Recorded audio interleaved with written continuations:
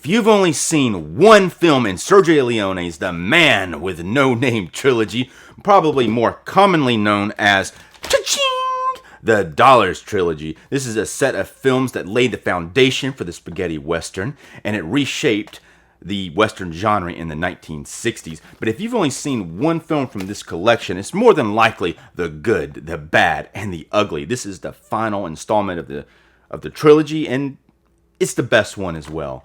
But today we're going to turn our attention to, now the other two are epic, but they're maybe not as good as the good, the bad, and the ugly. But we're going to turn our attention to For a Few Dollars More. And we're going to take a look at this new Arrow UK stunning 4K release and its limited edition contents. Now recently I did a review on the previous release, A Fistful of Dollars. And you can check out my review of this on my channel. And while you're doing that, you could also like this video for a few dollars more. Not the money, I'm talking about the film. I'm going to hang on to this. So for a few dollars more, like I said before, this is an Arrow UK release. And what does that mean? The film, has a 4K of the film in here, but there's also a Blu-ray disc in here that has some special features on it. Now this 4K is region free, and I was able to play it on my player. I'm in the United States. The Blu-ray is region locked, region B locked. So if you don't have a region B player, you won't be able to play, like I don't. Unfortunately, I'm thinking about getting one. But if you don't have that player, you're not going to be able to watch the second disc with the special features, unfortunately. Kino Lorber has the rights to these films at this point.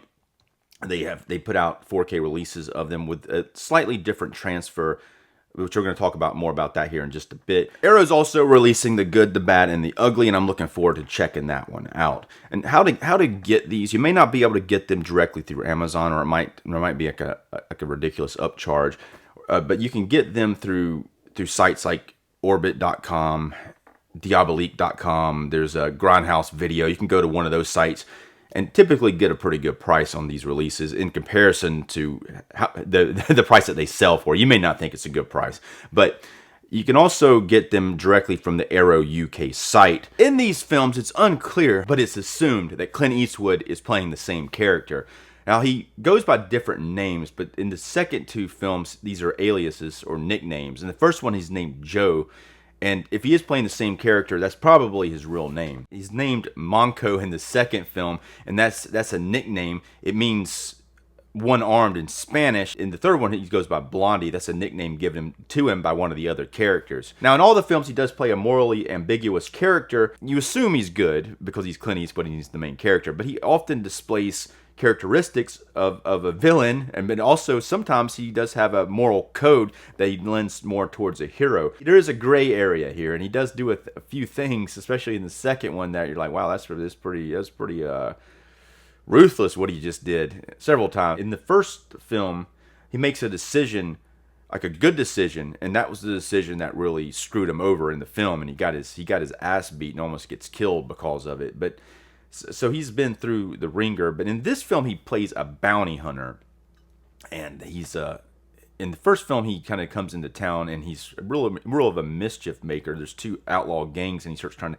pit them against each other, try to profit off of it, and it's going pretty good until he gets involved with making a righteous choice, and then it goes downhill. But in this one though, it's a little different, and There's a second character in here played by Lee Van Cleef. When you see this, and if you've only seen the good, the bad, and the ugly, he is the bad in that film. And he's playing a completely different character in this film, and he is more... That character, to me, he leans more towards good, a lot more towards good than Clint Eastwood's character. Now, the character's name is Colonel Mortimer, and it starts out with him. The movie starts out following his character. I think for about the first 11 minutes, you don't see Clint Eastwood's character for that amount of time. And he seems to have more of a personal agenda going on than Clint Eastwood's character. He is a bounty hunter, and he's a seasoned bounty hunter. But here, he does have a reason why he's doing it. And he has a lot more screen time than you're going to expect. And he probably has the same amount of screen time, if not more, than Clint Eastwood's character. So it is a fairly major character in this film, and and it might be a little jarring for you, especially if you're considering this guy to be the bad guy, if you've only seen the good, the bad, and the ugly. This is ultimately a buddy film, because Clint Eastwood and him, they have to kind of team up together, even though they're both kind of, especially Clint Eastwood's character he's the guy who's like, he's gonna work by himself, and they form an uneasy alliance throughout the film, and they both have a hard time trusting each other. But the Colonel Mortimer does seem to have more of a plan, and he has everything kind of planned out more about what's happening, and he kind of ends up needing the man with no name, or Monko's, help throughout the film. I think that dynamic between these characters makes this movie very appealing. Now, another gripping performance in this film comes from the villain, who is played by Jean Maria Volante. Now, he also played Raoul in A Fistful of Dollars. So here's another character, another actor who's in the film playing a different character, similar to The Good, the Bad, and the Ugly with Lee Van Cleef. But he plays a lot different villain in this film, a lot more nuanced villain. And he's got a gang of people that are trying to rob this bank, but they have a plan to rob it, because the people at the bank think they're geniuses, and they, instead of putting their money in this safe, they've actually got it in this big wooden chest. They think nobody's going to notice, but apparently these guys have figured it out. Because if you're going to put money inside of something in a bank, no one's going to expect it to be in a big wooden chest and hidden, but somebody at some point is going to see you put that money in there, and they have. And they want it, and they're going to get it, and they get it in the movie. What really stands out to me is his eyes. He's got these crazy looking green eyes, and it really stands out, especially in this 4K transfer. But even looking at the Blu-ray version of this, they stand out pretty good. I think one of the things about him, he has this stopwatch thing that he gets out, and sometimes he tries to have a duel with somebody, and he gets out this watch, and he turns it on, and the chime comes on, and he's like, when this chime starts, draw.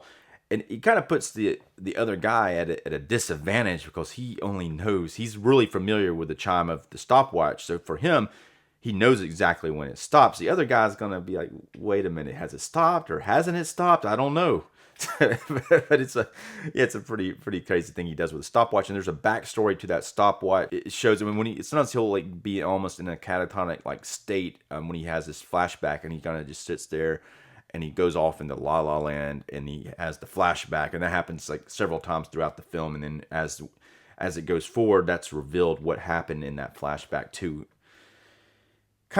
him, but he kind of did it himself. He's a pretty shitty guy, and he always has been. But he is like this what happened to him during that encounter really made him even more of a psychopath, I guess, but a nuanced psychopath. And that character, played by Jean Maria Volante, is called Indio. And another person in his gang is played by Klaus Kinski. This character is named Wild, and he really stands out for several reasons. One, he's a hunchback. Another, he is a lot whiter than anybody else in the group. He's played by German actor Klaus Kinski. Now, a lot of people are probably going to recognize Klaus Kinski as a regular in Werner Herzog's films. He's also, there's a lot of stories out there about this actor. He was a very volatile actor, and he was very difficult to work with. He was in a horror film called Crawl Space. I was reading an article about that recently, and he apparently was very difficult to work with. He was way out there, but here he gives a very intense performance, and he really stands out, even from his looks, but also his performance is very well done, and he has a few good scenes in this film, some fairly important scenes. He is a supporting character, but it was nice to see him in this one. Let's go ahead and take a look at this packaging. Now, as you can see, it does have a nice slip cover on the outside of this amazing slip box with this new artwork. Here's the slip box, and then we got some content inside. We have three things. We have a booklet, we have a poster, and we have the discs themselves. Let's look at the discs first. Now, like I said before, there are two discs in here. There is a 4K and a Blu-ray. The 4K's got the film on it, and the Blu-ray, the 4K has the film, and the Blu-ray has the special features. Now let's take a look at the poster. This is a double-sided poster. On one side, you have the new artwork on one side, and the original artwork on the reverse. Here's a booklet. In the booklet, you've got some essays. And on the back of it, it says about the presentation, which we're going to take a look at. I'm going to show you a few pictures on the inside of this. There you go. There's one of Clint Eastwood's Monko character. And there's a lot of pictures to go with the essays. Let's take a look at these notes in the back of what the presentation, for a few dollars more, has been exclusively restored by Arrow Films. So, saying that they did a little bit more to it than the Kino release. Now, I haven't seen the Kino release, but I have read good stuff about it. Apparently, it was a fairly strong release, and is presented in its original aspect ratio of 2:35:1, which is extremely wide. Anyone who's seen Sergio Leone's westerns or spaghetti westerns know that they're well known for these crazy wide shots and these extreme close-ups of people. He goes really extreme, and those extreme close-ups, especially here in this 4K transfer, look really terrific. So back to this. The soundtrack is presented in restored English mono as well as remixed English 5.1 audio. The original 35mm 2-perf Technoscope camera negative was scanned and restored in 4K 16-bit resolution at La Immagine Ritrovata Bologna. Maybe pronounced right. The film was further restored and color graded in SDR, HDR10, and Dolby Vision at Salt Silver Restoration, London. And that second part, the London part, the UK part, now that's what they've done new to this one. The first one in the Bologna, I think that's how you pronounce it, and that was the Kino Lorber release. So let's go ahead and talk about the 4K resolution. Now, take into account this is a 1965 film. A lot of it was shot outside in harsh locations.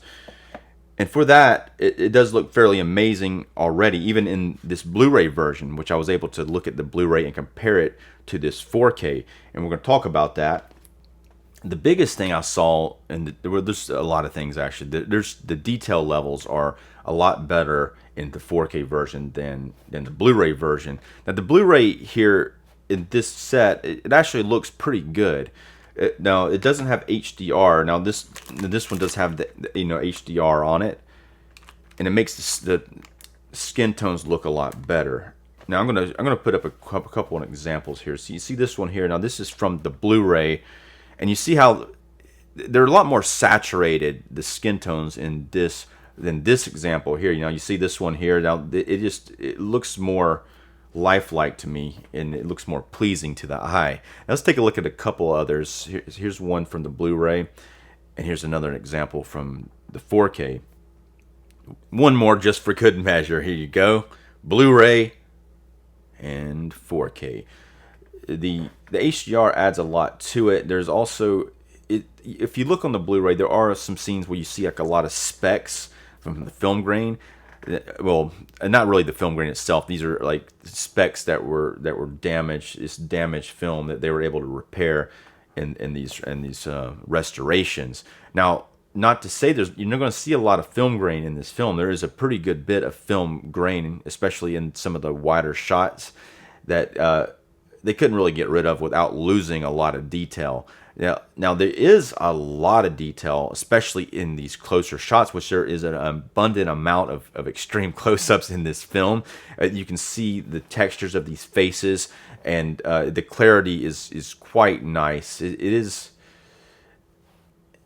this is the sort of thing I think a lot of people, when you may watch a 4K and you may not realize how much better it looks compared to the Blu-ray. You may not be watching it and think, this is outstanding, even though sometimes I was thinking that, especially like these films do lend a lot to the upscale 4K because of the extreme close-ups of the faces so often. But in general, sometimes I had to put this Blu-ray in, I watch a scene, and I flip it to the 4K just to see the difference in it. It may not be as noticeable in the wider shots, but you definitely see it in the closer shots, and it looks fantastic. There's a lot of exterior night scenes later in this film, and those look really nice as well. Now, you do see there's a lot of film grain in the darker areas, so this is a little tougher on this film than I think in a lot of films. Sometimes they're able to get those blacks to look very clean. Now, the film does look clean, and things like that you're not necessarily going to notice unless you're looking for it really good, but they are there. There's a pretty good bit of film grain in those black areas, but the black levels in general look fairly organic, and they don't stand out to me. They don't look extremely dark or black or anything of that nature. They look very pleasing to the eyes, and the film grain generally resolves very nicely. One other thing I want to get into before rating the film is the iconic score by Ennio Morricone. Now, this score really stands out, and it really shapes a lot of the tension throughout the film. It may be a little overly pronounced sometimes and too dramatic. It does take a minimalistic approach, but some of this stuff, when it happens, it kind of stays in your head. After watching the film, it kind of stayed in my head a little bit part of the rest of the day, and I was walking around like thinking I was Clint Eastwood. Not really, but it has this kind of whistle sometimes, and that's really pronounced. And sometimes when the Clint Eastwood would jump up on his horse, and it'd be like whatever. It's not doing that exactly, but it does often very loud, very stands out because there is a minimal amount of dialogue here, and oftentimes it does rely on this music. And then there's that watch that Indio pulls out. And there's a little like chime that the watch does, but then it starts to mix into some other type of music for a little bit as the standoff starts to go, and then it comes back to the watch and things of that nature. But the score is often haunting. Yes, the music may lend its way to a little bit of dramatic, but I think that is the point, and it elevates this movie to a completely different plane of existence. Now let's go ahead and rate the film on a scale from 1 to 5. 1 being the lowest and 5 being the highest. I'm going to give, for a few dollars more, a 4-star rating. I really like the dynamic between Clint Eastwood and Lee Van Cleef's characters and the alliance that they build. I think that adds a lot to the film. The villain here, Indio, is a quite unstable and sadistic villain that really steals a lot of the scenes that he's in, and you got to have a good villain in a film like this for what the kind of good guys, what the protagonists are dealing with. Now, as far as what Arrow has done here, I'm going to give this 4K UK release, I'm going to give it 4.5 stars rating, predominantly for the 4K transfer, which I think is fantastic, and also this amazing limited edition box set with a lot of goodies, and they've done a really good job on it. And hopefully in the near future, we'll be seeing that Good, the Bad, and the Ugly, and I'll probably, more than likely, review that as well.